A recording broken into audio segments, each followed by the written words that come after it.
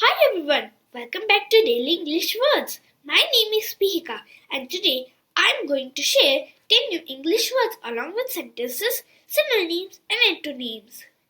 These words will help you improve your vocabulary and sound more confident when you speak English. So let's get started.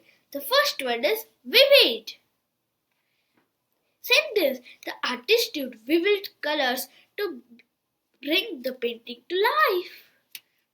Synonyms: bright, clear. Antonyms: dull, faint. The next word is persist. Sentence: she had to persist through many challenges to achieve her dream. Synonyms: continue, endure. Antonyms: quiet, stop. The next word is harmonize.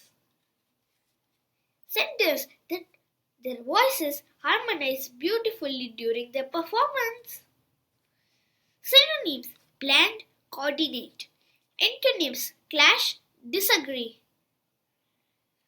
The next word is initiate. Sentence: the company plans to initiate a new training program. Synonyms: start, launch. Antonyms: finish, conclude. The next word is revise. Sentence: you should revise your notes before the exam. Synonyms: edit, modify. Antonyms: stagnate, ignore. The next word is venture. Sentence: they decide to venture into a new business field. Synonyms: undertake, attempt. Antonyms: avoid, shun. The next word is retain. Sentence: it's important to retain the information you learn. Synonyms: keep, preserve. Antonyms: lose, release. The next word is convey. Sentence: she tried to convey her feelings through a letter. Synonyms: communicate, express. Antonyms: withhold, suppress. The next word is balance. Sentence: you must balance work and personal life and overall well-being. Synonyms: stabilize, equalize. Antonyms: disturb, unsettle.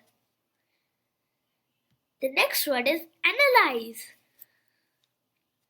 Sentence: the scientists begin to analyze the data carefully. Synonyms: examine, impact.